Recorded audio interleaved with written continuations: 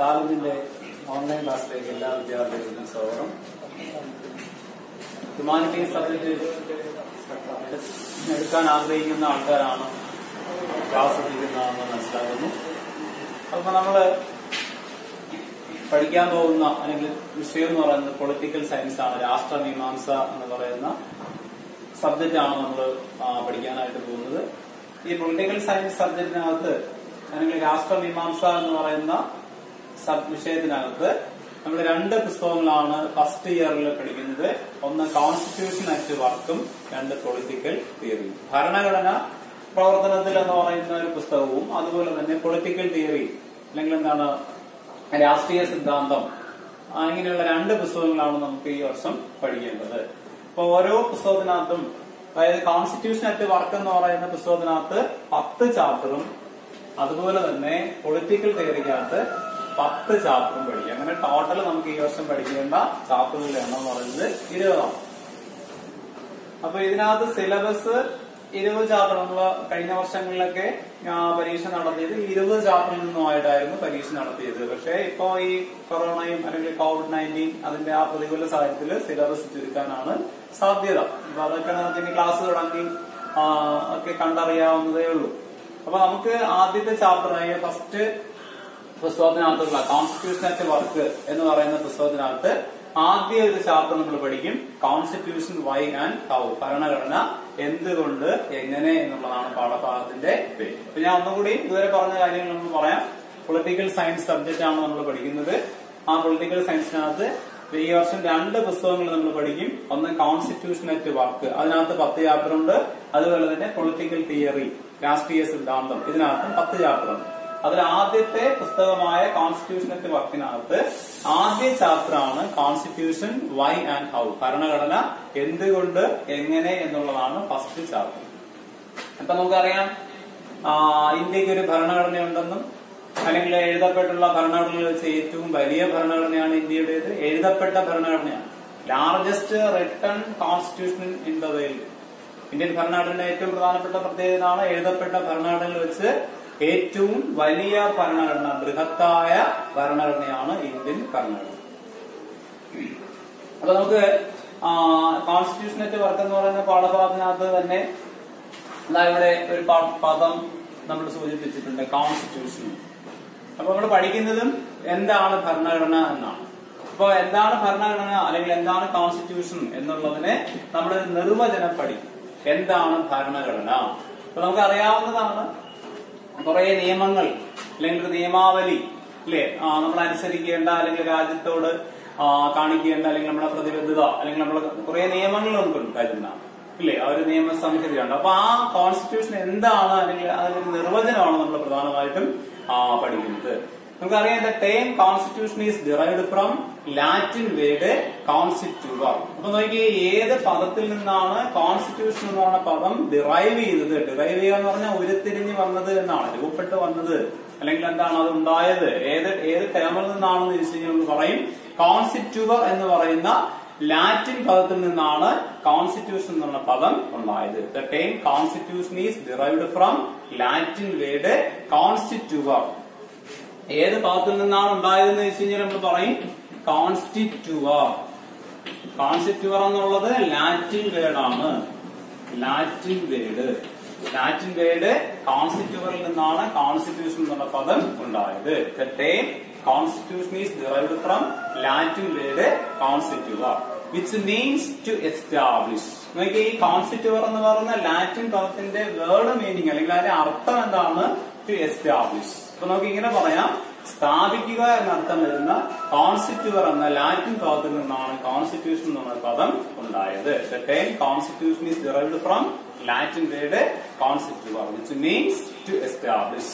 സ്ഥാപിക്കുക എന്നർത്ഥം വരുന്ന കോൺസ്റ്റിറ്റ്യൂവർ എന്ന് പറയുന്ന ലാറ്റിൻ വേർഡിൽ നിന്നാണ് കോൺസ്റ്റിറ്റ്യൂഷൻ ഉണ്ടായത്. ഇപ്പൊ 2 കാര്യങ്ങൾ നമ്മൾ പറഞ്ഞു. കോൺസ്റ്റിറ്റ്യൂഷൻ എന്താണെന്ന് വെച്ച് കഴിഞ്ഞാൽ നമ്മൾ പറയും the term constitution is derived from Latin word constituere which means to establish. സ്ഥാപിക്കുക എന്ന അർത്ഥം വരുന്നു. എസ്റ്റാബ്ലിഷ് ചെയ്യുക എന്ന് പറഞ്ഞാൽ സ്ഥാപിക്കുക എന്നുള്ളതാണ്. അപ്പോ ടു എസ്റ്റാബ്ലിഷ് എന്ന അർത്ഥം വരുന്ന, ടു എസ്റ്റാബ്ലിഷ് സ്ഥാപിക്കുക എന്ന അർത്ഥം വരുന്ന കോൺസ്റ്റിറ്റ്യൂവർ എന്ന ലാറ്റിൻ പദത്തിൽ നിന്നാണ് കോൺസ്റ്റിറ്റ്യൂഷൻ ഉണ്ടായത്. ഇനി നമുക്കറിയാം കോൺസ്റ്റിറ്റ്യൂഷന്റെ പ്രത്യേകതയുണ്ട്. A constitution is the basic or fundamental law of A state.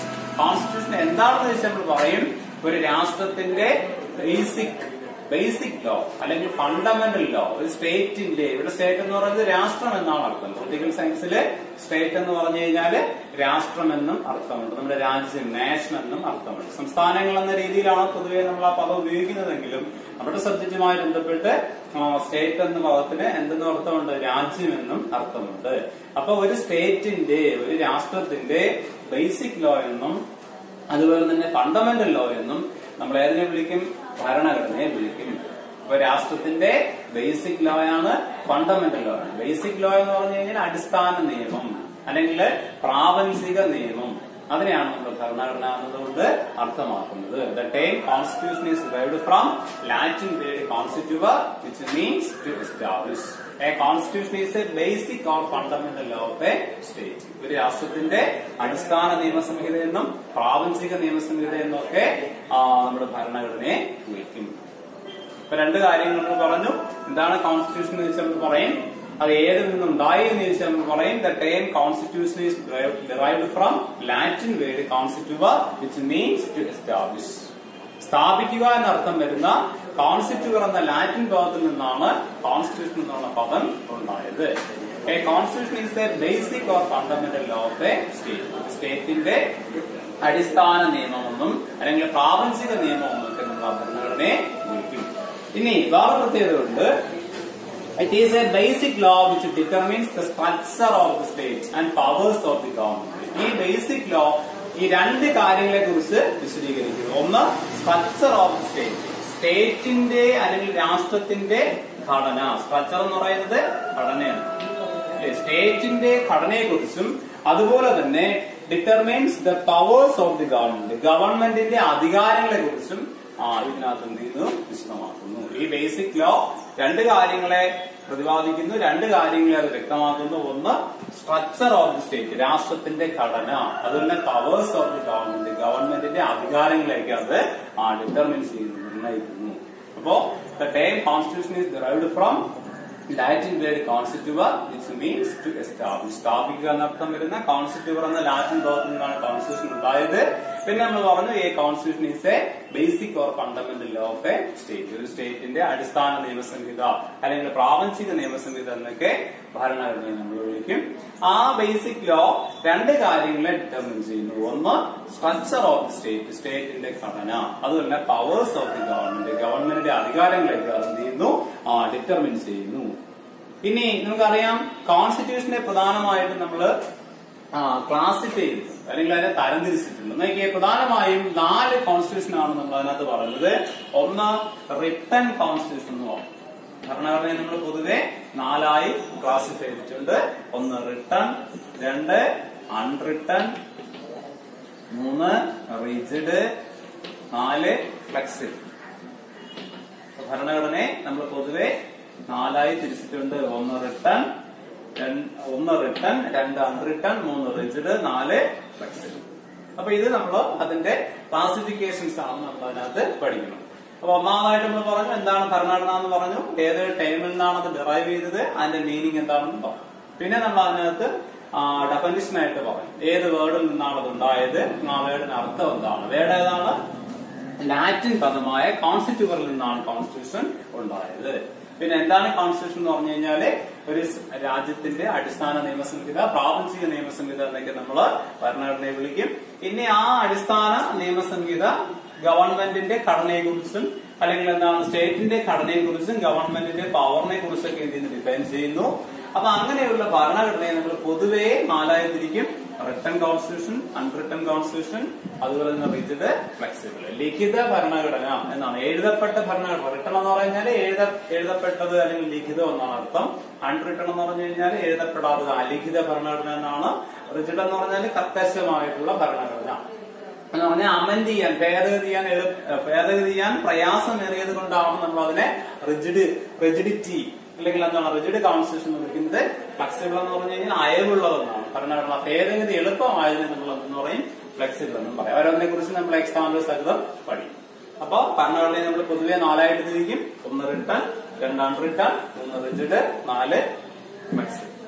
ഇത്രയും കാര്യങ്ങൾ മനസ്സിലായി എന്ന് വിചാരിക്കുന്നു. അപ്പൊ കോൺസ്റ്റിറ്റ്യൂഷൻ അറ്റ് വർക്ക് എന്ന് പറയുന്ന ചാപ്റ്ററിനകത്ത് നമ്മൾ ആദ്യം പഠിക്കുന്നത് എന്താണ് ഭരണഘടന എന്ന് തന്നെയാണ് പഠിക്കുന്നത്. The term constitution is derived from Latin word constituere. ഈ പദം മറന്നു പോകരുത്. ലാറ്റിൻ വേർഡായ കോൺസ്റ്റിറ്റ്യൂറിൽ നിന്നാണ് കോൺസ്റ്റിറ്റ്യൂഷൻ ഉണ്ടായത്. ഇനി എന്താണ് കോൺസ്റ്റിറ്റ്യൂഷൻ എന്ന് വെച്ചാൽ നമ്മൾ പറയും constitution is A basic or fundamental law of A state. ഒരു സ്റ്റേറ്റിന്റെ ബേസിക് ലോ അല്ലെങ്കിൽ ഫണ്ടമെന്റൽ ലോ എന്നാണ് ആ ഭരണഘടന അറിയപ്പെടുന്നത്. ആ ബേസിക് ലോ അല്ലെങ്കിൽ ആ ഫണ്ടമെന്റൽ ലോ എന്തിനെ കുറിച്ചാണ് അല്ലെങ്കിൽ എന്തിന്റെ ഘടനയാണ് അത് ഡിറ്റർമിൻ ചെയ്യുന്നത് വെച്ച് കഴിഞ്ഞാൽ ഗവൺമെന്റിന്റെ സ്ട്രക്ചറും അതുപോലെ തന്നെ സ്റ്റേറ്റിന്റെ ഘടനയും അതുപോലെ തന്നെ ഗവൺമെന്റിന്റെ പവറിനെ കുറിച്ചും അതെന്ത് ചെയ്യുന്നു ഡിറ്റർമിൻ ചെയ്യുന്നു. പിന്നെ നമ്മൾ അതിനുശേഷം ഭരണഘടനയെ പൊതുവെ 4ആയി തിരിക്കാമെന്ന് നമ്മൾ പറഞ്ഞു. ഒന്നാമത്തെ ടൈപ്പ് എന്ന് പറയുന്നത് റിട്ടൺ ആണ്, രണ്ടാമത് അൺറിട്ടൺ, 3 റിജിഡ്, 4 ഫ്ലെക്സിബിൾ. ഇനി നമ്മൾ ഓരോന്നിനെ കുറിച്ചും പഠിക്കും. എന്താണ് റിട്ടൺ കോൺസ്റ്റിറ്റ്യൂഷൻ അല്ലെങ്കിൽ എഴുതപ്പെട്ട ഭരണഘടന എന്താണെന്ന് പറയും, അല്ലെങ്കിൽ എന്താണ് അലിഖിത ഭരണഘടന, എന്താണ് റിജിഡ്, എന്താണ് ഫ്ലെക്സിബിൾ എന്ന് പറയും. അപ്പൊ ആദ്യത്തെ കാറ്റഗറി എന്ന് പറഞ്ഞു കഴിഞ്ഞാല് എന്താണ് റിട്ടൺ കോൺസ്റ്റിറ്റ്യൂഷൻ ആണ് നമ്മൾ അതിനകത്ത് പഠിക്കുന്നത്. റിട്ടൺ അതിന്റെ പ്രധാനപ്പെട്ട പ്രത്യേകത ഇതാണ്. A written constitution is one in which most of the basic principles are written down in one or more document. നോക്കിയേ, ബേസിക് പ്രിൻസിപ്പിൾസ് എല്ലാം അടിസ്ഥാന തത്വങ്ങളെല്ലാം റിട്ടൺ ഫോമിലായിരിക്കും എഴുതി വെച്ചിട്ടുള്ളതാണ്. അതുകൊണ്ടാണ് നമ്മൾ അതിനെ എഴുതപ്പെട്ട ഭരണഘടന എന്ന് വിളിക്കുന്നത്. അല്ലെ, അടിസ്ഥാന തത്വങ്ങളെല്ലാം അല്ലെങ്കിൽ ബേസിക് പ്രിൻസിപ്പിൾസ് എല്ലാം അടിസ്ഥാന തത്വങ്ങളെല്ലാം എഴുതി വെച്ചിട്ടുണ്ട്. ഇപ്പൊ നമുക്കറിയാം ആർട്ടിക്കിൾ 40 to 18 എന്താണ് ഇക്വാളിറ്റി എന്നുള്ളത് നമ്മുടെ ഭരണഘടനയ്ക്ക് അത് എഴുതി വെച്ചിട്ടുണ്ട്. 14 മുതൽ 18 വരെയുള്ള ആർട്ടിക്കിൾ എന്ന് പറഞ്ഞാൽ അനുച്ഛേദം ഒന്നാണ്, വകുപ്പ് ഒന്നാണ്. അപ്പൊ അതിനകത്ത് 14 മുതൽ 18 വരെയുള്ള ഭാഗം സമത്വത്തെ കുറിച്ച് പ്രതിപാദിക്കുന്നു. അപ്പൊ അത് എഴുതപ്പെട്ട രൂപത്തിലാണ് എഴുതി വെച്ചിട്ടുണ്ട്. Article 14 all are equal before law and equal protection of law. ഇങ്ങനെ ഓരോ കാര്യങ്ങളെ കുറിച്ച് എഴുതി വെച്ചിട്ടുണ്ട്. അപ്പൊ അതുകൊണ്ട് ആ ബേസിക് പ്രിൻസിപ്പിൾസ് എല്ലാം റിട്ടൺ ഫോമിലായതുകൊണ്ടാണ് നമ്മൾ അതിനെ എന്തെന്ന് വിളിക്കുന്നത്, റിട്ടൺ കോൺസ്റ്റിറ്റ്യൂഷൻ എന്ന് വിളിക്കുന്നത്, എഴുതപ്പെട്ട ഭരണഘടന എന്ന് വിളിക്കുന്നത്. അപ്പൊ എന്താണ് എഴുതപ്പെട്ട ഭരണഘടന അല്ലെങ്കിൽ റിട്ടൺ കോൺസ്റ്റിറ്റ്യൂഷൻ എന്തെന്ന് ചോദിച്ചാൽ നമ്മൾ പറയും a written constitution is one in which most of the basic principles are written down in one or more document. അതായത് ഒട്ടുമിക്ക അല്ലെങ്കിൽ എന്താണ് ബേസിക് പ്രിൻസിപ്പിൾസും അടിസ്ഥാന തത്വങ്ങളെല്ലാം തന്നെ റിട്ടൺ ഫോമിലായതുകൊണ്ട് എഴുതി വെച്ചിട്ടുള്ളത് കൊണ്ട് അല്ലെങ്കിൽ രേഖപ്പെടുത്തി വെച്ചിട്ടുള്ളത് കൊണ്ട് ലിഖിത രൂപത്തിലായതുകൊണ്ടാണ് നമ്മൾ അതിനെ റിട്ടൺ കോൺസ്റ്റിറ്റ്യൂഷൻ എന്ന് വിളിക്കുന്നത്. നമ്മൾ ആദ്യമേ പറഞ്ഞു ഇന്ത്യൻ ഭരണഘടനയ്ക്ക് ഒരു പ്രത്യേകതയുണ്ട്. എഴുതപ്പെട്ട ഭരണഘടനകൾ വെച്ച് ഏറ്റവും വലിയ ഭരണഘടന, largest written constitution in the world ആണ് ഇന്ത്യയുടെ ഭരണഘടന. എഴുതപ്പെട്ടതിൽ വെച്ച് ഏറ്റവും ബൃഹത്തായ ഭരണഘടനയാണ് ഇന്ത്യയുടെ. നമുക്കറിയാം അതിന്റെ പ്രത്യേകത ഇതാണ്. ഇന്ത്യൻ കോൺസ്റ്റിറ്റ്യൂഷൻ അമേരിക്കൻ കോൺസ്റ്റിറ്റ്യൂഷനെയൊക്കെ പ്രത്യേകത എന്ന് പറഞ്ഞാൽ അത് എഴുതപ്പെട്ടതാണ്. വ്യത്യാസം ഇതാണ്, എഴുതപ്പെട്ടുള്ളത് വെച്ച് ഏറ്റവും വലുത് ഇന്ത്യയുടേതും എഴുതപ്പെട്ടുള്ളത് വെച്ച് ഏറ്റവും ചെറുത് അമേരിക്കയുടെ. അപ്പൊ എക്സാമ്പിൾ കോമൺ ആയിട്ട് നമുക്ക് ഇത് രണ്ട് ഇന്ത്യൻ ഭരണഘടനയും അമേരിക്കൻ ഭരണഘടനയും എന്തിന് എക്സാമ്പിൾ എന്ന് വെച്ച് കഴിഞ്ഞാൽ റിട്ടൺ ആണ്. പക്ഷെ വ്യത്യാസം ഇതാണ്, എഴുതപ്പെട്ടുള്ളത് വെച്ച് ഏറ്റവും വലിയ ഭരണഘടന ഇന്ത്യയുടേത്. അപ്പൊ ഇങ്ങനെ പറയാം, എക്സാമ്പിൾ അല്ലെങ്കിൽ റിട്ടൺ കോൺസ്റ്റിറ്റ്യൂഷൻ എക്സാമ്പിൾ ഇതാണ്. ഇന്ത്യൻ കോൺസ്റ്റിറ്റ്യൂഷനും അമേരിക്കൻ കോൺസ്റ്റിറ്റ്യൂഷനും ഒക്കെ എന്താണ് റിട്ടൺ കോൺസ്റ്റിറ്റ്യൂഷൻ അല്ലെങ്കിൽ എഴുതപ്പെട്ട ഭരണഘടനയ്ക്കകത്ത് വരുന്നതാണ്. അപ്പൊ വ്യത്യാസം ഇതാണ്, ഇന്ത്യൻ കോൺസ്റ്റിറ്റ്യൂഷൻ എഴുതപ്പെട്ടുള്ളതിൽ വെച്ച് ഏറ്റവും വലുത്, അമേരിക്കയുടേതാണെങ്കിൽ ചെറുതാണ്. അപ്പൊ ഇങ്ങനെ പറയാം, American constitution is the shortest as well as oldest. അമേരിക്കയുടെ എന്ന് പറഞ്ഞാൽ എഴുതപ്പെട്ടുള്ളതിൽ ഏറ്റവും ചെറുതും പഴക്കമേറിയതും അമേരിക്കയുടേതാണ്. അപ്പൊ അങ്ങനെ ഒരു പ്രത്യേകത കൂടി അമേരിക്കൻ കോൺസ്റ്റിറ്റ്യൂഷന് ഉണ്ട്. ഇന്ത്യയുടെ പ്രത്യേകത എന്ന് പറഞ്ഞു കഴിഞ്ഞാൽ എഴുതപ്പെട്ടത് വെച്ച് ഏറ്റവും വലിയ ഭരണഘടനയാണ്. അമേരിക്കയുടെ എഴുതപ്പെട്ടത് തന്നെയാണെങ്കിൽ വ്യത്യാസം ഇതാണ്, ഷോർട്ടസ്റ്റുമാണ് ഓൾഡസ്റ്റുമാണ്. എഴുതപ്പെട്ടത് വെച്ച് ഏറ്റവും ചെറുതും പഴയതുമായ ഭരണഘടനയാണ് അമേരിക്കയുടെ ഭരണഘടന. ഇനി നമ്മൾ നോക്കാൻ പോകുന്നത് അൺറിട്ടണെ കുറിച്ചാണ് പഠിക്കുന്നത്. റിട്ടൺ പോലെ അടുത്തൊരു തരമാണ് അൺറിട്ടൺ. റിട്ടൺ ആണെങ്കിൽ നമുക്കറിയാം ബേസിക് പ്രിൻസിപ്പിൾസ് എല്ലാം റിട്ടൺ ഫോമിലായതുകൊണ്ട് നമ്മൾ അതിനെ എന്തെന്ന് പറയും, റിട്ടൺ കോൺസ്റ്റിറ്റ്യൂഷൻ അല്ലെ. എക്സാമ്പിൾ നമുക്കറിയാം, അമേരിക്ക ഇന്ത്യക്ക് എന്താണ് റിട്ടൺ കോൺസ്റ്റിറ്റ്യൂഷന് എക്സാമ്പിൾ ആണ്. വ്യത്യാസം ഇതാണ്, എഴുതപ്പെട്ടുള്ളതിൽ വെച്ച് ഏറ്റവും വലുത് ലാർജസ്റ്റ് റിട്ടൺ കോൺസ്റ്റിറ്റ്യൂഷൻ ആണ് ഇന്ത്യൻ ഭരണഘടന. അമേരിക്കയുടേതാണെങ്കിൽ ഷോർട്ടസ്റ്റും ആണ് ഓൾഡസ്റ്റും ആണ്. ഷോർട്ടസ്റ്റ് എന്ന് പറഞ്ഞു കഴിഞ്ഞാൽ ഏറ്റവും ചെറുത്, ഓൾഡസ്റ്റ് എന്ന് പറഞ്ഞാൽ ഏറ്റവും വലുത്. ഇനി രണ്ടാമത്തെ ടൈപ്പ് എന്ന് പറയുന്നത് അൺറിട്ടൺ കോൺസ്റ്റിറ്റ്യൂഷൻ ആണ്, അലിഖിത ഭരണഘടന എന്നാണ് നമ്മൾ അതിനെ വിളിക്കുന്നത്. അൺറിട്ടൺ എന്ന് പറഞ്ഞാല് എഴുതപ്പെടാറുള്ളത്. നേരത്തെ റിട്ടന്റെ പ്രത്യേകത എന്ന് പറഞ്ഞാല് ബേസിക് പ്രിൻസിപ്പിൾസ് എല്ലാം റിട്ടൺ ഫോമിലായതുകൊണ്ട് അതിന് റിട്ടൺ എന്ന് പറയുന്നത്, റിട്ടൺ കോൺസ്റ്റിറ്റ്യൂഷൻ എന്ന് പറയുന്നത്. പക്ഷെ ഇവിടെ ബേസിക് പ്രിൻസിപ്പിൾസ് ഒന്നും എന്തല്ല, റിട്ടൺ ഫോമില് അല്ല. ഇപ്പോ ഇസ്രായേല് അതുപോലെ തന്നെ ബ്രിട്ടൻ അതൊക്കെ എന്തിന് എക്സാമ്പിൾ ആണെന്ന് വെച്ച് കഴിഞ്ഞാൽ നമ്മൾ പറയും അലിഖിത എക്സാമ്പിൾസ്. അതിന്റെ പ്രത്യേകതാണ് ചില ആചാരങ്ങൾ, അനുഷ്ഠാനങ്ങൾ, അതായത് പറഞ്ഞ് നിയമമായിട്ട് മാറിയതാണ് ഈ പറയുന്ന ഇസ്രായേലിന്റെയും ബ്രിട്ടൻ, അല്ലെ?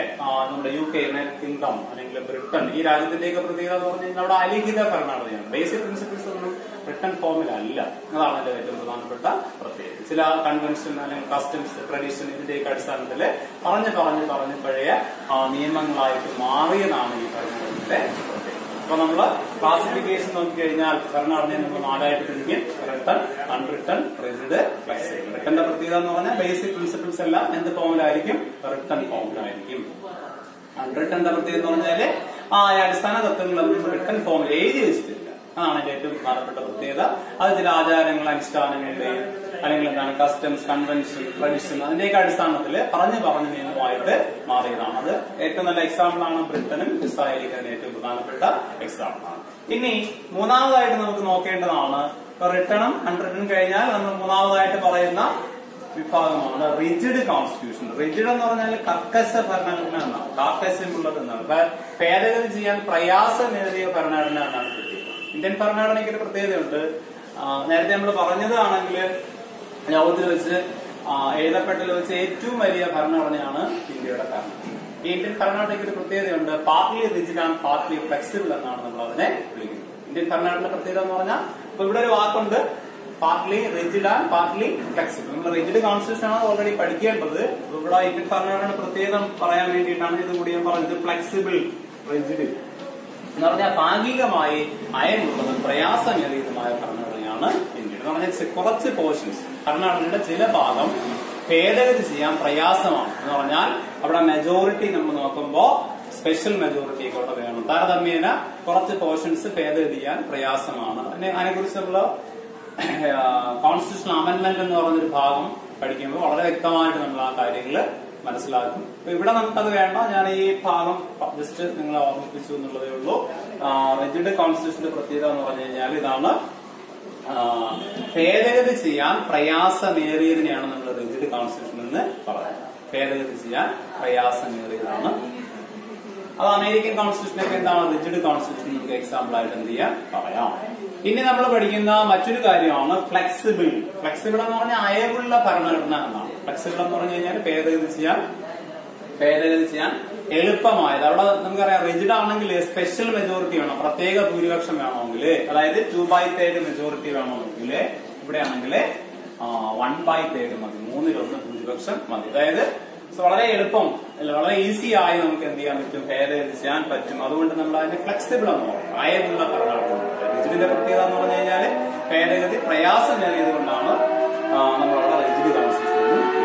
അപ്പോ ഈ ഭാഗം കൊണ്ട് പറയാം, ഭരണഘടനയെ നമ്മൾ പൊതുവെ 4 ക്ലാസിഫൈ ചെയ്യും: റിട്ടൺ, അൺറിട്ടൺ, റിജിഡ്, ഫ്ലെക്സിബിൾ. റിട്ടന്റെ പ്രത്യേകത എന്ന് പറഞ്ഞാൽ ബേസിക് പ്രിൻസിപ്പിൾസ് എല്ലാം റിട്ടൺ ഫോമിലായിരിക്കും. എക്സാമ്പിൾ എന്ന് പറയാം അമേരിക്ക, ഇന്ത്യയൊക്കെ റിട്ടൺ കോൺസ്റ്റിറ്റ്യൂഷൻ എക്സാമ്പിളാണ്. പക്ഷേ ചെറിയ വ്യത്യാസമുണ്ട്. ഇന്ത്യയുടെ ഭരണഘടന എന്ന് പറഞ്ഞാല് എഴുതപ്പെട്ടത് വെച്ച് ഏറ്റവും വലിയ ഭരണഘടനയാണ് ഇന്ത്യയുടേത്. അമേരിക്കയും ഇന്ത്യയൊക്കെ എഴുതപ്പെട്ടതാണെങ്കിലും വ്യത്യാസം ഇതാണ്, ലാർജസ്റ്റ് റിട്ടൺ കോൺസ്റ്റിറ്റ്യൂഷൻ ആണ് ഇന്ത്യൻ കോൺസ്റ്റിറ്റ്യൂഷൻ. അതേസമയത്ത് അമേരിക്കയുടെ ഭരണഘടന എന്ന് പറഞ്ഞാല് ഷോർട്ടസ്റ്റ് ആണ്, അതുപോലെ തന്നെ ഓൾഡസ്റ്റ് ആണ്. പിന്നെ അതിനുശേഷം നമ്മൾ പറഞ്ഞു അൺറിട്ടൺ പറഞ്ഞു. അവിടെ ഈ ബേസിക് പ്രിൻസിപ്പിൾസ് ഒന്നും എന്തല്ല, എന്ത് ഫോമിലല്ല, റിട്ടൺ ഫോമില് അല്ല, ലിഖിത രൂപത്തിലല്ല എന്നുള്ളത് കൊണ്ടാണ് അതിന് നമ്മൾ അലിഖിത ഭരണഘടന എന്ന് പറയുന്നത്. അതുപോലെ അതിന് എക്സാമ്പിൾ നമ്മൾ പറഞ്ഞു, ഒന്ന് UK, യുണൈറ്റഡ് കിങ്ഡം, അതുപോലെ തന്നെ ഇസ്രായേലൊക്കെ അതിനെ എക്സാമ്പിൾ ആയിട്ട് നമുക്ക് പറയാം. ഇനി ഭരണഘടനയിലെ മൂന്നാമത്തെ ടൈപ്പിലുണ്ട്, ഞാൻ പറഞ്ഞു റിജിഡ് കോൺസ്റ്റിറ്റ്യൂഷൻ, കാർക്കശ്യ ഭരണഘടന. അതായത് ഭേദഗതി ചെയ്യാൻ പ്രയാസമേറിയത് കൊണ്ടാണ് നമ്മൾ അതിനെ, അല്ലെങ്കിൽ സ്പെഷ്യൽ മെജോറിറ്റി ഒക്കെ അവിടെ വേണം, ഒരു പ്രത്യേക പ്രൊസീജിയർ ഒക്കെ അവിടെ വേണം, അല്ലെ? താരതമ്യേന ഭേദഗതി ചെയ്യാൻ പ്രയാസമായത് കൊണ്ടാണ് നമ്മൾ അതിനെ റിജിഡ് കോൺസ്റ്റിറ്റ്യൂഷൻ എന്ന് വിളിക്കുന്നത്. അതേസമയം നാലാമത്തെ ടൈപ്പ് എന്ന് പറഞ്ഞാൽ ജസ്റ്റ് ഓപ്പോസിറ്റ് ആണ്. ഭരണഘടന താരതമ്യേന ഭേദഗതി ചെയ്യാൻ എളുപ്പമാണെങ്കിൽ, അതായത് സിമ്പിൾ മെജോറിറ്റി, അവിടെ മറ്റൊരു സ്പെഷ്യൽ മെജോറിറ്റി ഇവിടെ എന്ത് മതി, സിമ്പിൾ മെജോറിറ്റി മതി. അതുകൊണ്ട് നമ്മൾ അതിനെ ഫ്ലെക്സിബിൾ കോൺസ്റ്റിറ്റ്യൂഷൻ എന്നും വിളിക്കുന്നു. അപ്പോ ഈ കാര്യങ്ങൾ മനസ്സിലായി എന്ന് വിചാരിക്കുന്നു. ഒന്നുകൂടി റിപ്പീറ്റ് ചെയ്യാം, ഒന്നുകൂടി പറയാം. കോൺസ്റ്റിറ്റ്യൂഷൻ പുസ്തകത്തിനകത്ത് ആദ്യം പഠിക്കുന്ന ഒരു ചാപ്റ്ററാണ് ഭരണഘടന എന്തുകൊണ്ട് എങ്ങനെ. അപ്പൊ അതിനകത്ത് നമ്മൾ ആദ്യം പഠിക്കുന്ന ഒരു ഭാഗം കോൺസ്റ്റിറ്റ്യൂഷൻ എന്താണ് ഭരണഘടന എന്നാണ് നമ്മൾ പറയുന്നത്. അപ്പോ നമ്മളൊരു പുതിയൊരു പദം നമ്മൾ അവിടെ പറഞ്ഞു, കോൺസ്റ്റിറ്റ്യൂവർ എന്ന് പറഞ്ഞ പദം. The time constitution is derived from constituere അല്ലെ. ഈ ഭരണഘടന എന്ന് പറയുന്നത് കോൺസ്റ്റിറ്റ്യൂഷൻ എന്ന് പറഞ്ഞ പദം ഡിറൈവ് ചെയ്തത് കോൺസ്റ്റിറ്റ്യൂവർ എന്ന് പറയുന്ന ലാറ്റിൻ വേർഡിൽ നിന്നാണെന്നും ഈ കോൺസ്റ്റിറ്റ്യൂവർ എന്ന് പറയുന്ന പദത്തിന് അർത്ഥം ടു എസ്റ്റാബ്ലിഷ് എന്നാണ്, സ്ഥാപിക്കുക എന്ന അർത്ഥം വരുന്ന കോൺസ്റ്റിറ്റ്യൂവർ എന്ന ലാറ്റിൻ പദത്തിൽ നിന്നാണ് കോൺസ്റ്റിറ്റ്യൂഷൻ എന്നുള്ള പദം ഉണ്ടായത്. പിന്നെ നമ്മൾ എന്താണ് കോൺസ്റ്റിറ്റ്യൂഷൻ എന്ന് വെച്ചാൽ നമ്മൾ പറയും A constitution is A basic or fundamental law of A state അല്ലെ. രാജ്യത്തിന്റെ പൊളിറ്റിക്കൽ സയൻസിൽ സ്റ്റേറ്റ് എന്ന് പറഞ്ഞാൽ എന്തെന്നും അതിനർത്ഥമുണ്ട്, രാഷ്ട്രം എന്നും അതിന്റെ അർത്ഥമുണ്ട്. സാധാരണഗതിയിൽ നമ്മുടെ സംസ്ഥാനം എന്ന രീതിയിലാണ് സ്റ്റേറ്റ് എന്ന് പറഞ്ഞ പദം ഉപയോഗിക്കുന്നതെങ്കിൽ നമ്മുടെ സബ്ജക്റ്റിനുമായി ബന്ധപ്പെട്ട് പൊളിറ്റിക്കൽ സയൻസുമായി ബന്ധപ്പെട്ട് സ്റ്റേറ്റ് എന്ന് പറഞ്ഞാൽ അതിനർത്ഥം രാഷ്ട്രമെന്നും ഉണ്ട്. അപ്പൊ ഒരു രാജ്യത്തിന്റെ ഒരു സ്റ്റേറ്റിന്റെ ബേസിക് ലോ എന്നും ഫണ്ടമെന്റൽ ലോ എന്നും ഏതറിയപ്പെടും, ഭരണഘടന അറിയപ്പെടും. ഇനി നമ്മൾ പറഞ്ഞു ഈ ബേസിക് ലോ അതെന്ത് ചെയ്യുന്നുണ്ട്, ഗവൺമെന്റിന്റെ പവറും അതുപോലെ സ്റ്റേറ്റിന്റെ സ്ട്രക്ചറിനെയും അതെന്ത് ചെയ്യുന്നു, ഡിറ്റർമിൻ ചെയ്യുന്നു, നിർണ്ണയിക്കുന്നതും ആരായിരിക്കും, ഭരണഘടനയായിരിക്കും. അപ്പൊ ഇവിടുത്തെ പ്രത്യേകത ആ ബേസിക് ലോ, ആ അടിസ്ഥാന നിയമസംഹിത സ്റ്റേറ്റിന്റെ ഘടന, നമ്മുടെ രാജ്യത്തിന്റെ ഘടന അത് ഡിറ്റർമിൻ ചെയ്യുന്നു. അതുപോലെ തന്നെ ഗവൺമെന്റിന്റെ പവറും ഗവൺമെന്റിന്റെ അധികാരത്തെയും അത് നിർണ്ണയിക്കുന്നു. പിന്നെ നമ്മൾ അതിനുശേഷം പറഞ്ഞതാണ് ഭരണഘടനയെ പൊതുവെ നമ്മൾ 4 ക്ലാസിഫൈ ചെയ്യും. നമ്മൾ പറഞ്ഞ ഈ കോൺസ്റ്റിറ്റ്യൂവർ എന്ന ലാറ്റിൻ പദത്തിൽ നിന്നുണ്ടായ ഈ ഭരണഘടന അല്ലെ, സ്ഥാപിക്കുക എന്നർത്ഥം വരുന്ന കോൺസ്റ്റിറ്റ്യൂവർ എന്ന ലാറ്റിൻ പദത്തിൽ നിന്നുണ്ടായ ഈ ഭരണഘടന അതിന്റെ പ്രത്യേകത എന്ന് പറഞ്ഞു. ഈ ഭരണഘടനയെ നമ്മൾ പൊതുവെ എത്രയായി തിരിക്കും, 4ആയിട്ട് തിരിക്കും. 1 written constitution, 2 unwritten, 3 rigid, 4 flexible. വ്യത്യാസം നമുക്കറിയാം. റിട്ടൺ എന്ന് പറഞ്ഞാൽ ബേസിക് പ്രിൻസിപ്പിൾസ് എല്ലാം എന്ത് ഫോമിലായിരിക്കും, റിട്ടൺ ഫോമിലായിരിക്കും. അതുപോലെ തന്നെ അതിന് എക്സാമ്പിൾ എന്ന് പറഞ്ഞു അല്ലെ, അമേരിക്ക, ഇന്ത്യയൊക്കെ ഏതൊരു എക്സാമ്പിൾ ആണ്, റിട്ടൺ കോൺസ്റ്റിറ്റ്യൂഷന് എക്സാമ്പിൾ ആണ്. ചെറിയൊരു വ്യത്യാസം നമ്മൾ അവിടെ നോക്കുക. എഴുതപ്പെട്ടതിൽ വെച്ച് ഏറ്റവും വലിയ ഭരണഘടനയാണ് ഇന്ത്യയുടേത് അല്ലെ. അതേസമയത്ത് ലാർജസ്റ്റ് റിട്ടൺ കോൺസ്റ്റിറ്റ്യൂഷൻ ആണ് ഇന്ത്യൻ ഭരണഘടന അറിയപ്പെടുന്നത്. അമേരിക്കയുടേതാണെങ്കിൽ ഷോർട്ടസ്റ്റ് ആണ്, അതുപോലെ തന്നെ ഓൾഡസ്റ്റ് ആണ്. അപ്പൊ രണ്ടും എന്തിന് എക്സാമ്പിൾ ആണ്, എഴുതപ്പെട്ടതിന് എക്സാമ്പിൾ ആണ്. റിട്ടൺ കോൺസ്റ്റിറ്റ്യൂഷൻ എക്സാമ്പിൾ ആണ്, പക്ഷെ എഴുതപ്പെട്ടതിൽ വെച്ച് ഏറ്റവും വലുതാണ് ഇന്ത്യയുടേത്. ചെറുതും പഴയതും ഏതാണെന്ന് ചോദിച്ചാൽ അത് അമേരിക്കൻ കോൺസ്റ്റിറ്റ്യൂഷൻ, USA-യുടെ ഭരണഘടനയാണ്. ഇനി നമ്മൾ അതിനുശേഷം പറഞ്ഞു റിട്ടൺ പറഞ്ഞിട്ട് അതിനുശേഷം പറഞ്ഞതാണ് അൺറിട്ടൺ കോൺസ്റ്റിറ്റ്യൂഷൻ. ചെറിയ വ്യത്യാസം മാത്രം നമ്മൾ അതിനകത്ത് മനസ്സിലാക്കിയാൽ മതി. ഇവിടെ ബേസിക് പ്രിൻസിപ്പിൾസ് ഒന്നും എന്ത് ഫോമിലല്ല, റിട്ടൺ ഫോമില് അല്ല. അതായത് പ്രധാനപ്പെട്ട അടിസ്ഥാന തത്വങ്ങളൊന്നും എന്ത് ഫോമിലല്ല എഴുതി വെച്ചിട്ടില്ല. അത് ചില കസ്റ്റംസ്, കൺവെൻഷൻ, ട്രഡീഷൻ അതിന്റെ അടിസ്ഥാനത്തിൽ പറഞ്ഞ് അത് നിയമമായിട്ട് മാറിയതാണ്. ബ്രിട്ടൻ ഇസ്രായേലൊക്കെ അതിന് പ്രധാനപ്പെട്ട എക്സാമ്പിളായിട്ട് നമ്മൾ എന്ത് ചെയ്യും, പറയും. അതേസമയത്ത് റിജിഡ് കോൺസ്റ്റിറ്റ്യൂഷനെ കുറിച്ച് നമ്മൾ പറഞ്ഞു. റിജിഡ് കോൺസ്റ്റിറ്റ്യൂഷന്റെ പ്രത്യേകത എന്ന് പറഞ്ഞു കഴിഞ്ഞാല് ഭരണഘടനാ ഭേദഗതി പ്രയാസമേറിയതിനെ നമ്മൾ, അതായത് ഭരണഘടന ഭേദഗതി ചെയ്യാൻ നമ്മുടെ സ്പെഷ്യൽ മെജോറിറ്റി ഉപയോഗിച്ച് മാത്രമേ നമുക്ക് എന്ത് ചെയ്യാൻ പറ്റൂ, ഭേദഗതി ചെയ്യാൻ പറ്റൂ. പ്രത്യേക ഭൂരിപക്ഷമൊക്കെ വേണം. ഇന്ത്യൻ ഭരണഘടനയ്ക്ക് ഒരു പ്രത്യേകതയുണ്ട്. പാർട്ട്ലി ഇന്ത്യൻ കോൺസ്റ്റിറ്റ്യൂഷന്റെ പ്രത്യേകത എന്ന് പറഞ്ഞാൽ പാർട്ട്ലി റിജിഡ് ആണ്, പാർട്ട്ലി ഫ്ലെക്സിബിൾ ആണ്. എന്ന് പറഞ്ഞാൽ കുറച്ച് പാർട്ടിൽ ഭേദഗതി ചെയ്യാൻ എളുപ്പവും കുറച്ച് പാർട്ടിൽ ഭേദഗതി ചെയ്യാൻ പ്രയാസവും. അതിന്റെ പ്രാധാന്യത്തെ കുറിച്ചും അതെന്തുകൊണ്ടാണ് ആ രീതിയിൽ മാറ്റിയിട്ടുള്ളത് എന്നുള്ളതിനെ കുറിച്ചൊക്കെ നമ്മൾ കോൺസ്റ്റിറ്റ്യൂഷൻ അമെന്റ്മെന്റ് എന്ന് പറഞ്ഞ പാഠഭാഗം ഒരു ഭാഗത്തിനകത്ത് വിശാലമായിട്ട് പഠിക്കും. ഇപ്പൊ നിങ്ങൾ ഇത് മാത്രം അതിനകത്ത് മനസ്സിലാക്കുക. ഇന്ത്യൻ കോൺസ്റ്റിറ്റ്യൂഷൻ പാർട്ട്ലി റിജിഡ് ആണ്, പാർട്ട്ലി ഫ്ലെക്സിബിൾ ആണ്. ഞാൻ ആ പദം മനസ്സിലാക്കാൻ വേണ്ടിയിട്ടാണ് ഭരണഘടനയുമായി ബന്ധപ്പെട്ടത് പറഞ്ഞത്. റിജിഡിറ്റി അല്ലെ, കർക്കശ ഭരണഘടന, ഭേദഗതി പ്രയാസമേറിയ ഭരണഘടന എന്നാണ് നമ്മൾ അതിനെ വിളിക്കുന്നത്. ഇനി ഫ്ലെക്സിബിൾ കോൺസ്റ്റിറ്റ്യൂഷൻ എന്ന് പറയുമ്പോഴത്തേക്ക് ഇതിനെ അപേക്ഷിച്ച് ആദ്യം നമ്മൾ പറഞ്ഞ റിജിഡ് കോൺസ്റ്റിറ്റ്യൂഷനെ അപേക്ഷിച്ച് ഭരണഘടനാ ഭേദഗതി വളരെ എളുപ്പമായിരിക്കും. എന്ന് പറഞ്ഞാൽ സിമ്പിൾ മെജോറിറ്റി മതിയാവും. അപ്പൊ ഇത്രയും കാര്യങ്ങളാണ് നമ്മൾ അതിനകത്ത് നോക്കുന്നത്.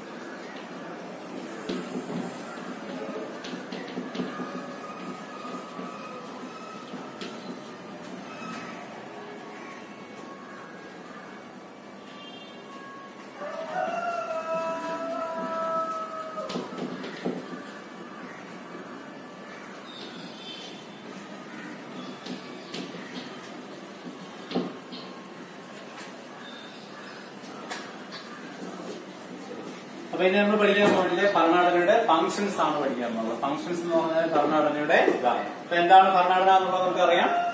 ആ ഭരണഘടനയുടെ ക്ലാസിഫിക്കേഷൻ നമ്മൾ 4 ഉണ്ടെന്ന് പറഞ്ഞു. ഇനി നമ്മൾ പഠിക്കാൻ പോകുന്നത് ഭരണഘടനയുടെ ഫംഗ്ഷൻസ് ആണ്. അപ്പൊ പ്രധാനമായിട്ടും 5 ഫംഗ്ഷൻ ആണ് നമ്മൾ 5 ധർമ്മങ്ങളുണ്ട്. അവ ഏതൊക്കെയാണ്? അപ്പൊ അത് 2 രീതിയിൽ ക്വസ്റ്റ്യൻ ചോദിക്കാം. ഒന്ന് വിട്ടുപോയ ഭാഗം, അതായത് 5 ധർമ്മങ്ങളുള്ളതിൽ ഒരു 2 ധർമ്മം കൊടുത്തിട്ട് ബാക്കിയുള്ളത് ഫില്ല് ചെയ്യാൻ വേണ്ടിയിട്ട് ചോദിക്കാം. അതല്ലെങ്കിൽ ഓരോ ഫംഗ്ഷനെ കുറിച്ചും വിശദീകരിച്ച് ചോദിക്കാം. അപ്പൊ 2 രീതിയിൽ ആ ക്വസ്റ്റ്യൻ സാധാരണ രീതിയിൽ ചോദിക്കാറുണ്ട്. അപ്പൊ എന്ത് തന്നെ ആയാലും നമ്മൾ ഈ കാര്യങ്ങൾ പഠിച്ചു വെച്ചേക്കുക.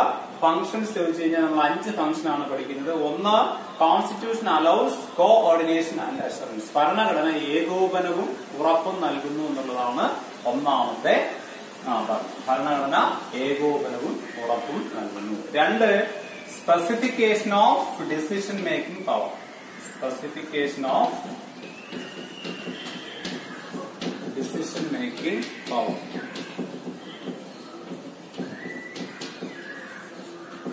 തീരുമാനമെടുക്കാനുള്ള അധികാരം ആർക്കാണെന്ന് ഭരണഘടന വ്യക്തമാക്കുന്നു. അപ്പൊ ഭരണഘടനയുടെ 5 ധർമ്മങ്ങളിൽ ഒന്നാമത് ധർമ്മം ഇതാണ്, constitution allows coordination and assurance. ഭരണഘടന ഏകോപനവും ഉറപ്പും നൽകുന്നു. 2, specification of decision making power. അതായത് തീരുമാനമെടുക്കാനുള്ള അധികാരം ആർക്കാണ്, അതായത് കാര്യങ്ങളൊക്കെ ഡിസൈഡ് ചെയ്യാനുള്ള അല്ലെങ്കിൽ തീരുമാനങ്ങൾ കൈക്കൊള്ളാനുള്ള പവർ ആർക്കാണെന്ന് ഭരണഘടന ശരിക്കും. Specification of decision making power. 5 ധർമ്മങ്ങളിൽ ഒന്നാമത് ധർമ്മം ഇതാണ്, constitution allows coordination and assurance. രണ്ടാമത് specification of decision making power. Then third one, limitation on the powers of government. ഗവൺമെന്റിന്റെ അധികാരങ്ങൾക്ക് പരിധി നിർണ്ണയിക്കുന്നു. ലിമിറ്റേഷൻ എന്ന് പറയുമ്പോഴത്തേക്ക് അവിടെ എന്താണ് പരിധി നിർണ്ണയിക്കുക എന്നുള്ളതാണ്. Limitation on the powers of the government. Limitation on the powers of the government. ഗവൺമെന്റിന്റെ അധികാരങ്ങൾക്ക് പരിധി നിർണ്ണയിക്കും. നമുക്കറിയാം ഗവൺമെന്റ് ധാരാളം അധികാരങ്ങളുണ്ട്. ആ അധികാരങ്ങൾ ചില മെത്തേഡിലൂടെ, ചില പ്രൊസീജിയറിലൂടെ എന്ത് ചെയ്യുന്നു, ഭരണഘടന നിയന്ത്രിക്കുന്നു. അതായത് ഫണ്ടമെന്റൽ റൈറ്റ് പോലുള്ള കാര്യങ്ങൾ പൗരന്മാർക്ക് നൽകിക്കൊണ്ടാണ് ശരിക്കും എന്ത് ചെയ്യുന്നത്, ഗവൺമെന്റിനെ അവിടെ നിയന്ത്രിക്കുന്നത്. നമ്മൾ അത് വിശദീകരിച്ച് പഠിക്കും. ഇപ്പൊ ഈ പോയിന്റുകൾ പഠിക്കുക. ഒന്ന്, constitution allows coordination and assurance. ഏതൊരു ക്വസ്റ്റ്യൻ പേപ്പർ പൊളിറ്റിക്കൽ സയൻസുമായി ബന്ധപ്പെട്ട് ഫസ്റ്റ് ടൈമും അതുപോലെ തന്നെ പിന്നെ പബ്ലിക് എക്സാമിനൊക്കെ കണ്ടുവരുന്ന ഒരു ക്വസ്റ്റ്യൻ ആണ് ഫംഗ്ഷൻസ്. അപ്പൊ അത് ഈ 5 പോയിന്റുകൾ കാണാതെ തന്നെ പഠിച്ചു വയ്ക്കുക, മനസ്സിലാക്കി തന്നെ പഠിക്കുക. ഒന്നാമത്തെ പോയിന്റ് ഇതാണ്, constitution allows coordination and assurance. ഭരണഘടന ഏകോപനവും ഉറപ്പും നൽകുന്നു. എന്തുകൊണ്ടാണ് ഭരണഘടനയ്ക്ക് ഏകോപനം അല്ലെങ്കിൽ ഉറപ്പ്, ആ ഷുവർട്ടി നൽകേണ്ടി വരുന്നതിനെ കുറിച്ച് നമ്മൾ വിശാലമായിട്ട് പഠിക്കും. 2, specification of decision making power. അതായത് തീരുമാനമെടുക്കാനുള്ള അധികാരം ആർക്കാണ്, അതായത് പ്രത്യേക സാഹചര്യങ്ങൾ ഉണ്ടാകുമ്പോഴത്തേക്ക് കാര്യങ്ങൾ തീരുമാനിക്കാനുള്ള പവർ അല്ലെങ്കിൽ അധികാരം ആർക്കാണ്, ഏത് സോൾ അതോറിറ്റി ആണ് അവിടെ കാര്യങ്ങൾ തീരുമാനിക്കുന്നത്. അപ്പൊ അതിനെക്കുറിച്ച് അല്ലെങ്കിൽ ഭരണഘടനയ്ക്കകത്ത് വ്യക്തമാക്കിയിട്ടുണ്ട്. 3, limitation on the powers of government. ഗവൺമെന്റിന്റെ അധികാരങ്ങൾക്ക് പരിധി നിർണ്ണയിക്കുന്നു എന്നുള്ളതാണ് മൂന്നാമത്തെ ധർമ്മം. 4, declaration of the aspirations and goals of a society. ഒരു സൊസൈറ്റിയുടെ, ഒരു സമൂഹത്തിന്റെ ലക്ഷ്യങ്ങളും അഭിലാഷങ്ങളും ഡിക്ലെയർ ചെയ്യുന്നു, പ്രഖ്യാപിക്കുന്നു. Declaration of the aspirations and goals of a society. Aspirations അഭിലാഷം, ആൻഡ് ഗോൾസ് ലക്ഷ്യങ്ങൾ. ഒരു സൊസൈറ്റിയുടെ ലക്ഷ്യങ്ങളും അഭിലാഷങ്ങളും പ്രഖ്യാപിക്കുന്നത് ആ രാജ്യത്തിന്റെ ഭരണഘടനയാണ്. അത് ഭരണഘടനയുടെ ധർമ്മത്തിന്റെ. ഒന്നും കൂടെ പറയാം, constitution allows coordination and assurance. ഭരണഘടന ഏകോപനവും ഉറപ്പും നൽകുന്നു. 2, specification of decision making power. തീരുമാനമെടുക്കാനുള്ള അധികാരം വ്യക്തമാക്കുന്നു. 3, limitation on the powers of government. ഗവൺമെന്റിന്റെ അധികാരങ്ങൾക്ക് പരിധി നിർണ്ണയിക്കുന്നു. 4, declaration of the aspirations and goals of a society. ഒരു സൊസൈറ്റിയുടെ, സമൂഹത്തിന്റെ ലക്ഷ്യങ്ങളും അഭിലാഷങ്ങളും പ്രഖ്യാപിക്കുന്നു. 5, reflects the fundamental identity of the people. Reflect ചെയ്യുക എന്ന് പറഞ്ഞാൽ പ്രതിഫലിപ്പിക്കുക എന്നാണ്. Reflects the fundamental identity of the people. ജനങ്ങളുടെ മൗലിക വ്യക്തിത്വത്തെ അത് പ്രതിഫലിപ്പിക്കുന്നു. Fundamental identity. ഐഡന്റിറ്റി എന്ന് പറഞ്ഞാൽ സ്വത്വം അഥവാ വ്യക്തിത്വം.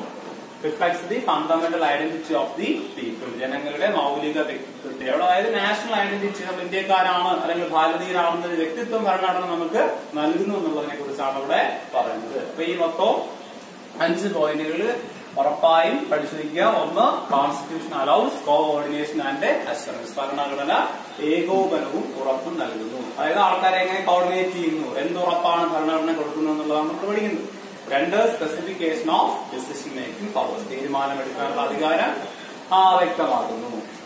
3, limitation on the powers of government. Government അധികാരങ്ങൾക്ക് പരിധി നിർണ്ണയിക്കുന്നു. 4, declaration of the aspirations and goals of a society. ഒരു സൊസൈറ്റിയുടെ ലക്ഷ്യങ്ങളും അഭിലാഷങ്ങളെയും പ്രഖ്യാപിക്കുന്നു. 5, reflects the fundamental identity of the people. ജനങ്ങളുടെ മൗലിക വ്യക്തിത്വത്തെ അത് എന്ത് ചെയ്യുന്നു, പ്രതിഫലിപ്പിക്കുന്നു. ഇങ്ങനെ 5 ധർമ്മങ്ങളാണ് മുഖ്യമായിട്ടും ഭരണഘടനയ്ക്ക്. അപ്പോ ആദ്യം നമ്മൾ പറഞ്ഞു എന്താണ് കോൺസ്റ്റിറ്റ്യൂഷൻ, ഏത് വാക്കിൽ നിന്നാണ് ഉണ്ടായത്. കോൺസ്റ്റിറ്റ്യൂഷൻ എന്ന് പറയുമ്പോഴത്തേക്ക് ഏത് വാക്കിൽ നിന്നാണ് ഉണ്ടായത്? The term constitution is derived from Latin word. ആ വേർഡ് ഓർമ്മിച്ച് വയ്ക്കുക, കോൺസ്റ്റിറ്റ്യൂവർ എന്നാണ്. അതിനർത്ഥം എന്താണ്? To establish. കോൺസ്റ്റിറ്റ്യൂവർ എന്നാണ് പദത്തിനർത്ഥം ടു എസ്റ്റാബ്ലിഷ്, അതായത് സ്ഥാപിക്കുക എന്നർത്ഥമുള്ള കോൺസ്റ്റിറ്റ്യൂവർ എന്ന ലാറ്റിൻ പദത്തിൽ നിന്ന് കോൺസ്റ്റിറ്റ്യൂഷൻ ഉണ്ടായി. പിന്നെ എന്താണ് കോൺസ്റ്റിറ്റ്യൂഷൻ എന്ന് വെച്ചാൽ നമ്മൾ പറയും constitution is A basic of fundamental law of A state. ഒരു സ്റ്റേറ്റിന്റെ, ഒരു രാഷ്ട്രത്തിന്റെ അടിസ്ഥാന നിയമസംഹിതയെന്നും പ്രാപഞ്ചിക നിയമസംഹിതയെന്നും ആ ഭരണഘടന അറിയപ്പെടുന്നു.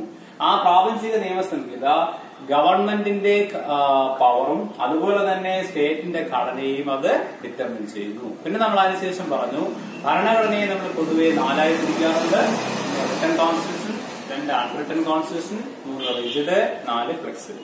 റിട്ടന്റെ പ്രത്യേകത എന്ന് പറഞ്ഞു കഴിഞ്ഞാല് അടിസ്ഥാന തത്വങ്ങളെല്ലാം, ബേസിക് പ്രിൻസിപ്പിൾസ് എല്ലാം എഴുതി വെച്ചിട്ടുണ്ട് റിട്ടൺ ഫോമിലായിരിക്കും. അല്ലെ, എഴുതപ്പെട്ടതിന് ഏറ്റവും നല്ല എക്സാമ്പിൾ നമുക്ക് പറയാവുന്നത് ഇന്ത്യയും അമേരിക്കയൊക്കെ റിട്ടൺ കോൺസ്റ്റിറ്റ്യൂഷന്റെ വ്യക്തമായ കൃത്യമായ ആൻസറുകളാണ്.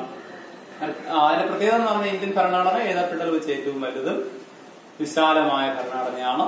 അമേരിക്കയുടെ എന്ന് പറഞ്ഞാൽ റിട്ടൺ കോൺസ്റ്റിറ്റ്യൂഷൻ എക്സാമ്പിൾ ആണ്. പക്ഷെ വ്യത്യാസം ഇതാണ്, ഷോർട്ടസ്റ്റ് ആണ്, അതുപോലെ തന്നെ ഓൾഡസ്റ്റ് ആണ്. ഇതാണ് ഇതിന്റെ പ്രധാനപ്പെട്ട വ്യത്യാസം. റിട്ടൺ കോൺസ്റ്റിറ്റ്യൂഷൻ എക്സാമ്പിൾ ഇന്ത്യയും അമേരിക്കയും. രണ്ടാമത് അൺറിട്ടൺ കോൺസ്റ്റിറ്റ്യൂഷൻ എന്നാണ്. ബേസിക് പ്രിൻസിപ്പിൾസ് ഒന്നും റിട്ടൺ ഫോമില് അല്ല, എഴുതി വെച്ചിട്ടില്ല.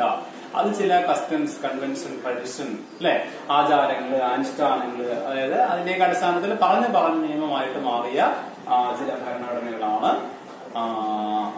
നമ്മളാണ് അതിനെ പൊതുവെ നമ്മൾ വിളിക്കുന്നതാണ് unwritten constitution. Example Britain, Israel ഒക്കെ എക്സാമ്പിൾ ആയിട്ട് പറയാം.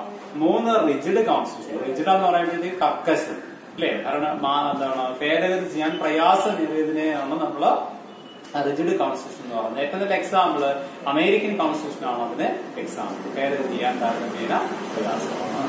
അതേസമയത്ത് ഭേദഗതി എളുപ്പമായ ഭരണഘടനയെ, അതായത് സിംപിൾ മെജോറിറ്റി ഉപയോഗിച്ച് ഭേദഗതി ചെയ്യാൻ പറ്റുന്നതിനെ നമ്മൾ പൊതുവെ പറയുന്നതാണ് ഫ്ലെക്സിബിൾ കോൺസ്റ്റിറ്റ്യൂഷൻ. അത് നമുക്ക് ബ്രിട്ടനൊക്കെ അതിന് ഏറ്റവും നല്ല എക്സാമ്പിൾ ആയിട്ട് പറയാം. ഫ്ലെക്സിബിൾ എക്സാമ്പിൾ ആണെന്ന് വെച്ച് കഴിഞ്ഞാൽ അത് ബ്രിട്ടനാണ്. ഭേദഗതി എളുപ്പമാണ്. അപ്പോ പിന്നെ അതിനുശേഷം നമ്മൾ പറഞ്ഞതാണ് ഭരണഘടനയുടെ ധർമ്മങ്ങളെ കുറിച്ച്, ഫങ്ഷൻസ്. അതായത് ഭരണഘടനയ്ക്ക് മുഖ്യമായും 5 ധർമ്മങ്ങൾ നിർവഹിക്കുന്നു. അത് ഏതൊക്കെയാണെന്ന് പരീക്ഷയ്ക്ക് ചോദിച്ചു കഴിഞ്ഞാൽ നമ്മൾ ആദ്യം എഴുതും constitution allows coordination and assurance. ഭരണഘടന ഏകോപനവും ഉറപ്പും നൽകുന്നു. 2, specification of decision making powers. തീരുമാനമെടുക്കാനുള്ള അധികാരം വ്യക്തമാക്കുന്നു. 3, limitation on the powers of government. ഗവൺമെന്റിന്റെ അധികാരങ്ങൾക്ക് പരിധി നിർണ്ണയിക്കുന്നു. 4, declaration of the aspirations and goals of a society.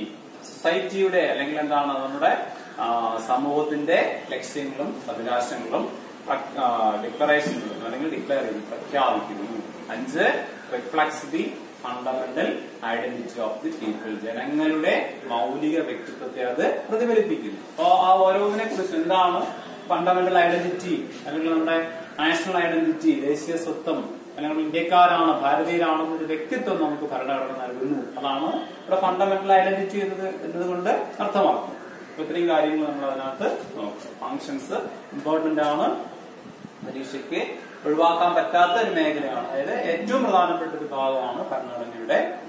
അപ്പൊ ഒരു 5-6 മാർക്കിന് ചോദിക്കാൻ ചാൻസ് ഉള്ള ഒരു മേഖല തന്നെയാണ് ഭരണഘടന മുഖ്യമായ 5 ധർമ്മങ്ങൾ നിർവഹിക്കുന്നു. അവ ഏതൊക്കെയാണ്?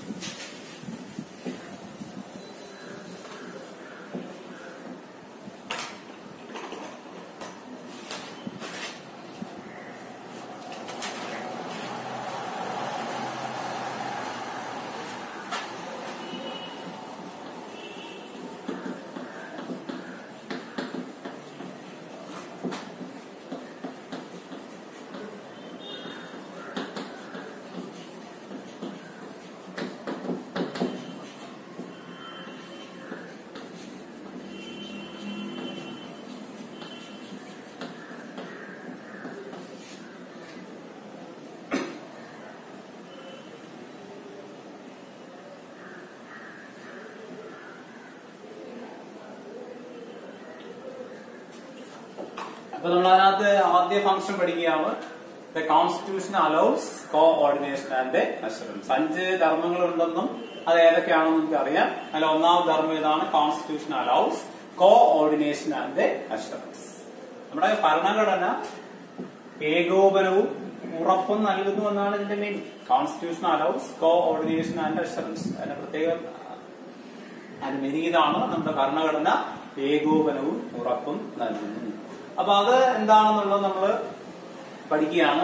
എന്താണ് ഭരണഘടന ഉറപ്പ് നൽകുന്നത് അല്ലെങ്കിൽ ഏകോപനം ഉറപ്പ് നൽകുന്നതെന്ന് വെച്ച് നമ്മൾ പറയും the first function of a constitution.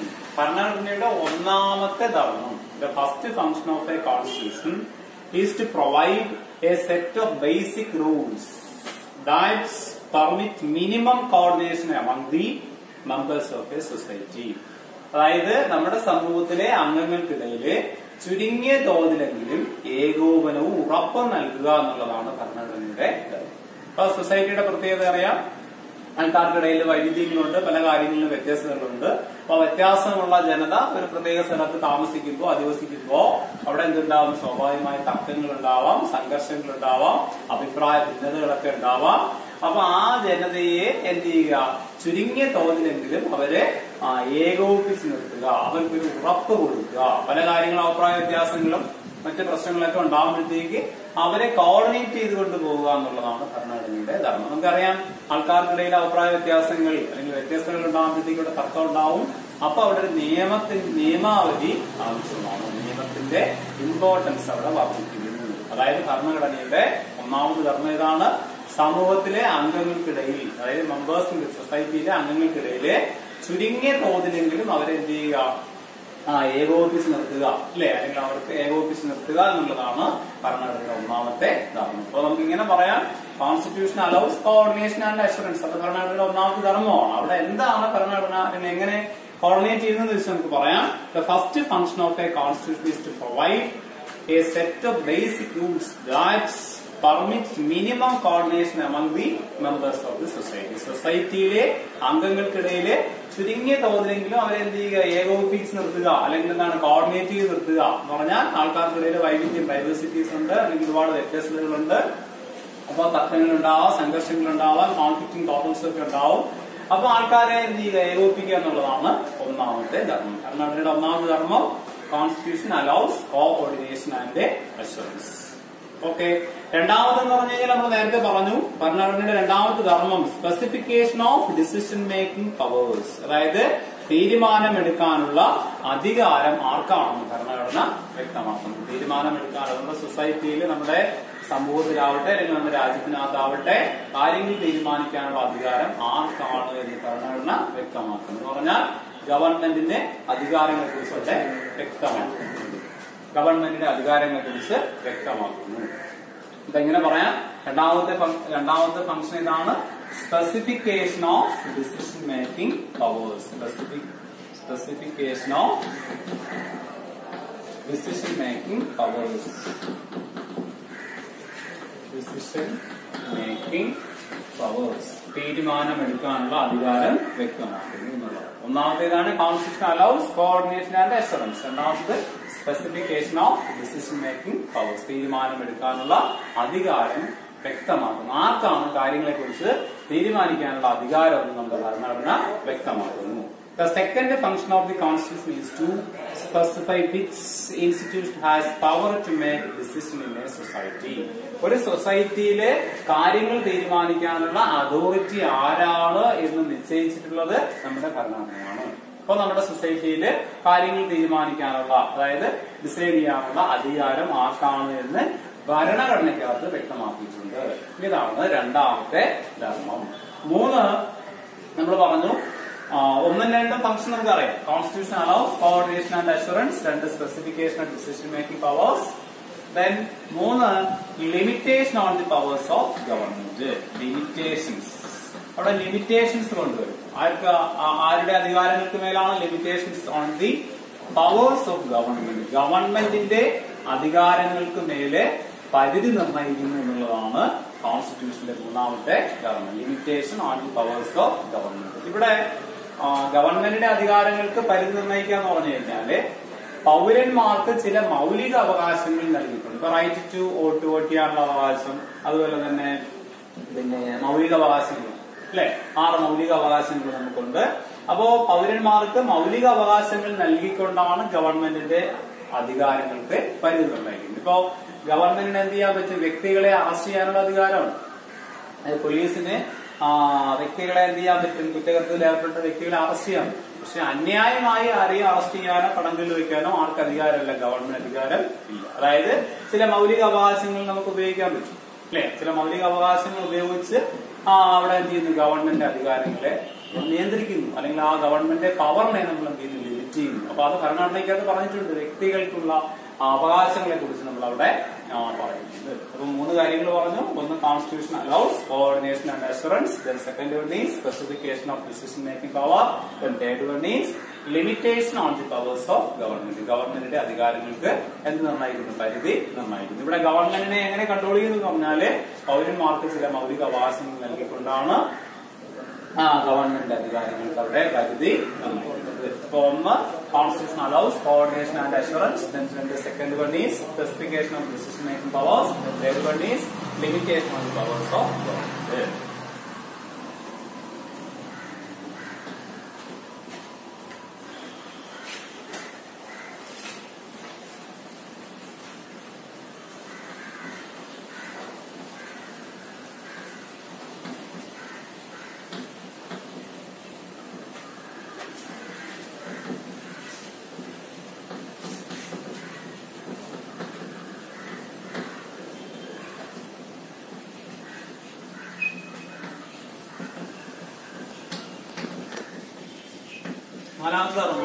Declaration of the aspirations and goals of a society. ഒരു സൊസൈറ്റിയുടെ ആസ്പിറേഷൻസ്, അഭിലാഷങ്ങൾ, അതുപോലെ തന്നെ അവരുടെ ഗോൾസ് അല്ലെങ്കിൽ ലക്ഷ്യങ്ങളും പ്രഖ്യാപിക്കുക എന്നുള്ളതാണ് ഭരണഘടനയുടെ ധർമ്മം. Declaration of the aspirations and goals of a society. ഒരു സമൂഹത്തിന്റെ ലക്ഷ്യങ്ങളും അഭിലാഷങ്ങളും ഡിക്ലെയർ ചെയ്യുക. ഡിക്ലെയർ ചെയ്യുക എന്ന് പറഞ്ഞാൽ പ്രഖ്യാപിക്കുക. അതായത് നീതിനിഷ്ഠമായ ഒരു സൊസൈറ്റി സ്ഥാപിച്ചെടുക്കുക. അപ്പൊ നീതിനിഷ്ഠമായ സൊസൈറ്റി എങ്ങനെ സ്ഥാപിക്കാം, അല്ലെങ്കിൽ അവിടെ ലോയുടെ ഇമ്പോർട്ടൻസ് എന്താണ്, അല്ലെങ്കിൽ എന്താണ്, എങ്ങനെ നമുക്ക് ഇക്വാളിറ്റി മെയിൻറ്റെയിൻ ചെയ്യാം, അല്ലെങ്കിൽ എന്താണ് സമത്വം നമുക്ക് എങ്ങനെ വളർത്തിയെടുക്കാം. അപ്പൊ ഈ അല്ലെങ്കിൽ എന്താണ് സമത്വം, അപ്പൊ ഈ കാര്യങ്ങൾ അവിടെ പ്രഖ്യാപിക്കുന്നത് നമ്മുടെ ഭരണഘടനയാണ്. അപ്പൊ 1, 2, 3, 4 കാര്യങ്ങൾ നമ്മളിവിടെ പറഞ്ഞു കഴിഞ്ഞു. മൊത്തം 5 കാര്യങ്ങളാണ് നമുക്കുള്ളത്. 5ാമത്തെ കാര്യം എന്ന് പറഞ്ഞാൽ reflects the fundamental identity of the people. Reflects the fundamental identity of the people. ജനങ്ങളുടെ മൗലിക വ്യക്തിത്വത്തെ റിഫ്ലക്ട് ചെയ്യുന്നു, പ്രതിഫലിപ്പിക്കുന്നു എന്നുള്ളതാണ് ഭരണഘടനയുടെ 5ാമത്തെ. Reflects the fundamental identity of the people.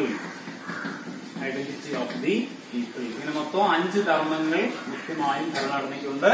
Constitution allows coordination and assurance. Then second one is specification of decision-making powers. Then third one is limitation on the powers of government. Then fourth one is declaration of the aspirations and goals of the society. And finally, reflects the fundamental identity of the people. ജനങ്ങളുടെ മൗലിക വ്യക്തിത്വത്തെ പ്രതിഫലിപ്പിക്കുന്നു. ഇവിടെ ജനങ്ങളുടെ മൗലിക വ്യക്തിത്വം അഥവാ fundamental identity എന്ന് പറഞ്ഞാൽ നാഷണൽ ഐഡന്റിറ്റി, ദേശീയ സ്വത്വം. അതായത് നമ്മളെല്ലാം ഇന്ത്യക്കാരാണ്, ഭാരതീയരാണെന്നൊരു ഐഡന്റിറ്റി നമ്മുടെ ഭരണഘടന പൗരന്മാർക്ക് നൽകുന്നു. അതായത് reflects the fundamental identity of the people. ജനങ്ങൾക്ക് അല്ലെങ്കിൽ ജനങ്ങളുടെ വ്യക്തിത്വം അവിടെ പ്രദാനം ചെയ്യുന്നു. അവിടെ നമ്മളെല്ലാം ഭാരതീയരാണ്, ഇന്ത്യക്കാരാണെന്നൊരു വ്യക്തിത്വം നമുക്ക് ഭരണഘടനയാണ് നൽകുന്നത്. ഇങ്ങനെ മുഖ്യമായും ഭരണഘടനയ്ക്ക് 5 ധർമ്മങ്ങൾ ഉണ്ട്. അപ്പൊ കോൺസ്റ്റിറ്റ്യൂഷന്റെ ധർമ്മങ്ങൾ ചോദിച്ചു കഴിഞ്ഞാൽ 5 കാര്യങ്ങൾ ഉറപ്പായും പറയുക. ഒന്നുകൂടെ ഓർമ്മിപ്പിക്കാം. Constitution allows coordination and assurance. ഭരണഘടന ഏകോപനവും ഉറപ്പും നൽകുന്നു. അതായത് നമ്മുടെ സൊസൈറ്റിയിലെ അംഗങ്ങൾക്കിടയിലെ ചുരുങ്ങിയ തോതിലെങ്കിലും കോഓർഡിനേഷൻ അല്ലെങ്കിൽ ഏകോപനം നൽകുക എന്നുള്ളതാണ് ഭരണഘടനയുടെ ഒന്നാമത്തെ ധർമ്മം. 2, specification of decision making powers. നമ്മുടെ സൊസൈറ്റിയിൽ കാര്യങ്ങൾ തീരുമാനിക്കാനുള്ള പവർ ആർക്കാണ് കാര്യങ്ങൾ തീരുമാനിക്കാനുള്ള അധികാരമെന്ന് നമ്മുടെ ഭരണഘടനയ്ക്കകത്ത് വ്യക്തമാക്കിയിട്ടുണ്ട്. 3, limitation on the powers of government. Government അധികാരങ്ങളെ പരിധി നിർണ്ണയിക്കുന്നു എന്ന് പറഞ്ഞാൽ പൗരന്മാർക്ക് ചില മൗലിക അവകാശങ്ങൾ നൽകിക്കൊണ്ടാണ് ഈ പറയുന്ന ഭരണഘടന ഗവൺമെന്റിന്റെ അധികാരങ്ങളെ നിയന്ത്രിക്കുന്നത്. 3, declaration of the aspirations and goals of a society. അതായത് നിയന്ത്രിഷ്ടമായ സൊസൈറ്റി സ്ഥാപിക്കാൻ ഗവൺമെന്റിനെ ചുമതലപ്പെടുത്തും. അപ്പൊ അത് ഭരണഘടനയുടെ പ്രധാനപ്പെട്ട ധർമ്മമായിട്ട് നമുക്ക് പറയാം. then finally reflects the fundamental identity of the people. ജനങ്ങളുടെ മൗലിക വ്യക്തിത്വത്തെ അത് പ്രതിഫലിപ്പിക്കുന്നു. അതായത് നമുക്ക് ഒരു വ്യക്തിത്വം അല്ലെങ്കിൽ ഒരു സ്വത്വം, നമ്മളെല്ലാം ഭാരതീയരാണ്, ഇന്ത്യക്കാരാണ്, ഇന്ത്യൻ പൗരനാണ് എന്നൊരു വ്യക്തിത്വം നമ്മുടെ ഭരണഘടന വ്യക്തികൾക്ക് നൽകുന്നു. ഇങ്ങനെ 5 ധർമ്മങ്ങളാണ് പ്രധാനമായിട്ടും ഉള്ളത്.